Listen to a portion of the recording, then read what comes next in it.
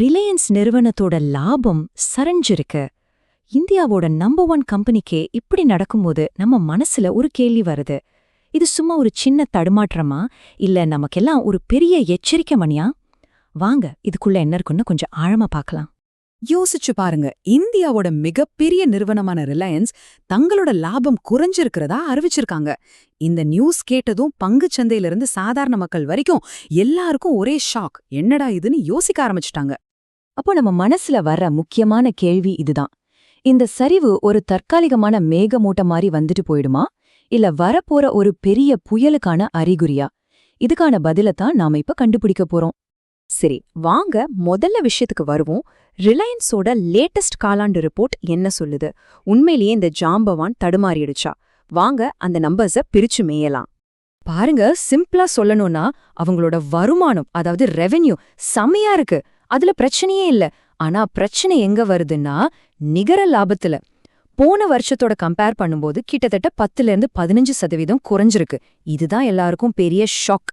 அதாவது காசு வருது, ஆனா கையில நிக்கிற லாபம் தான் குறையுது. இதனால இன்வெஸ்டர்ஸ்லாம் கொஞ்சம் குழம்பி போயிருக்காங்க. சரி, நல்ல கேள்வி. வருமானம் சூப்பரா இருக்கும்போது லாபம் மட்டும் ஏன் இப்படி அடி வாங்குச்சு? இதுக்கு பின்னாடி ஒரு 3 முக்கியமான காரணங்கள் இருக்கு. அதைத்தான் நாம இப்போ ஒன்னொன்னா பார்க்க போறோம். அந்த 3 அழுத்தங்கள் என்னென்னு பாத்தீங்கன்னா, 1, ரிலையன்ஸோட ஆணிவேரே அவங்களோட எண்ணெய் மற்றும் எரிசக்தி பிசினஸ் தான். அதுல ஒரு பெரிய அழுத்தம். 2வது, குளோபல் லெவல்ல நடக்கிற சில பிரச்சனைகள். 3வது, பொருட்களை உற்பத்தி பண்றதுக்கான செலவு ரொம்பவே அதிகமாயிடுச்சு. வாங்க ஒவ்வொன்னையும் கொஞ்சம் டீட்டெயிலா பாப்போம். இப்ப இந்த சார்ட்ட பாருங்க. அப்பதான் விஷயத்தோட முழு பரிமாணமும் உங்களுக்கு புரியும்.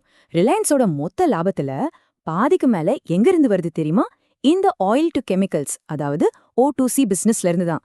அப்போ நீங்களே யோசிச்சு பாருங்க, இந்த ஒரு செக்மெண்ட்ல லேசா ஒரு அடி விழுந்தா கூட அது கம்பெனியோட மொத்த லாபத்தையும் எவ்வளவு பெரிய அளவுல பாதிக்கும் இல்லையா?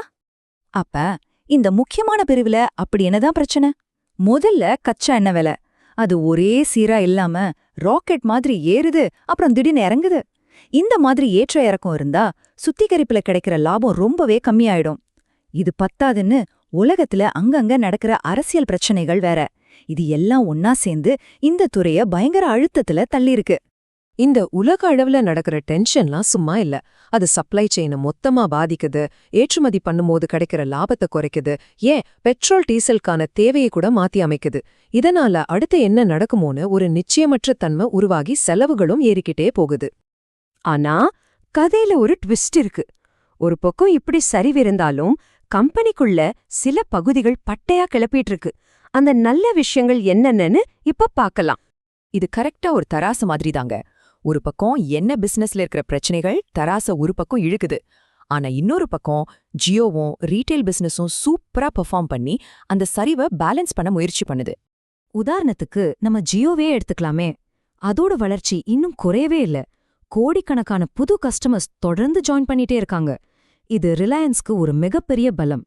அதே மாதிரிதான் ரிலையன்ஸ் ரீட்டைலும். நாடு பூரா புதுசா நூத்துக்கணக்கான கடைகளை திறந்துட்டே இருக்காங்க. மக்கள் கிட்டயும் நல்ல டிமாண்ட் இருக்கு. இதுவும் கம்பெனியோட வளர்ச்சிக்கு இன்னொரு முக்கியமான காரணம். சரி, ஒரு பக்கம் அடி, இன்னொரு பக்கம் வளர்ச்சி. இதையெல்லாம் சேர்த்து பார்க்கும்போது கம்பெனியோட மொத்த நிலைமை என்ன? இப்ப நாம இந்த பகுப்பாய்வோட கிளைமேக்ஸுக்கு வந்துட்டோம். இங்க நாம ரொம்ப தெளிவா புரிஞ்சுக்க வேண்டிய ஒரு விஷயம் இருக்கு. இது மார்ஜின் பிரஷர், அதாவது லாபத்துல ஏற்படுற ஒரு அழுத்தம். இது ஒன்னும் கம்பெனியே சரிஞ்சு விழுந்துருச்சுன்னு அர்த்தம் கிடையாது. இந்த ரெண்டுக்கும் நடுவுல பெரிய வித்தியாசம் இருக்கு. அப்படின்னா என்ன இந்த மார்ஜின் பிரஷர்? ரொம்ப சிம்பிள். உங்க வருமானம் அதே அளவுல இருக்கு, ஆனா ஒரு பொருளை விக்கிறதுக்கான செலவு அதிகமாகுதுன்னு வச்சுக்கோங்க. அப்போ உங்களுக்கு கிடைக்கிற லாபம் குறையும் இல்லையா? அதுதான் மார்ஜின் பிரஷர். சரி, இதெல்லாம் ஓகே. இனிமே என்ன நடக்கும்? எதிர்காலத்துல என்ன மாதிரியான ரிஸ்க்லாம் இருக்கு, என்னென்ன நடக்க வாய்ப்பு இருக்குன்னு இப்ப பார்க்கலாம். எதிர்காலத்தை பார்த்தா ஒரு 3 விதமான சினாரியோ தெரியுது. முதல் சினாரியோ சூப்பரான ரிகவரி. எண்ணெய் விலையெல்லாம் நார்மல் ஆகி லாபம் மறுபடியும் ஒரு ராக்கெட் வேகத்துல போகலாம்.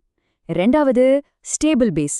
எல்லாம் இப்படியே ஸ்டெடியா இருக்கும், ஆனா பெரிய வளர்ச்சி இருக்காது. 3வது, பிரஷர் கண்டினியூஸ். இதுதான் கொஞ்சம் பயமான சினாரியோ. உலக பிரச்சனைகள் அதிகமானா இந்த லாப அழுத்தம் இன்னும் கொஞ்ச காலத்துக்கு அப்படியே தொடரலாம். அப்போ ரிலையன்ஸோட எதிர்காலத்தை தீர்மானிக்க போற பெரிய ரிஸ்க் என்னென்ன? 1, தொடர்ந்து மாறிக்கிட்டே இருக்கிற எண்ணெய் விலை. 2வது, ஒருவேளை உலக பொருளாதாரம் மந்த நிலைக்கு போனா. மூணாவது, இப்ப இருக்கிற அரசியல் பதட்டங்கள். இதெல்லாம் ரிலையன்ஸோட கண்ட்ரோல்லே இல்ல. அதனால இதுதான் உங்க ஃபியூச்சரை முடிவு பண்ணும். ஆக மொத்தத்துல நம்மளோட ஃபைனல் டேக்கவே இதுதான். இந்த டேபிள பாருங்க. வருமானம் ஸ்டேபிளா இருக்கு. டிக். லாபம் குறைஞ்சிருக்கு. Into mark. மார்ஜின்ஸ் அழுத்தத்துல இருக்கு. ஒரு வார்னிங் சைன். இதுதான் இப்போதைய நிலைமை. சோ நம்ம இறுதியா சொல்ல வர்றது என்னன்னா, இது ஒரு தற்காலிகமான சவால் தான். கம்பெனியோட அடிப்படை கட்டமைப்பிலேயே பெரிய பிரச்சனை எதுவும் இல்ல இப்போதைக்கு. ஆனா இந்த நிலைமைய நம்ம தொடர்ந்து வாட்ச் பண்ணிட்டே இருக்கணும். அது ரொம்ப முக்கியம். கடைசியா ஒன்னு மட்டும் சொல்லிக்கிறேன். ரிலையன்ஸ் இன்னைக்கும் ஒரு பலமான கம்பெனி தான், அதுல சந்தேகமே இல்ல. ஆனா இந்த சம்பவம் ஒன்னு மட்டும் நமக்கு தெளிவா சொல்லுது. எவ்ளோ பெரிய மலையா இருந்தாலும் உலக பொருளாதாரத்தோட காற்று அடிச்சா கொஞ்சம் ஆடிதான் ஆகணும்.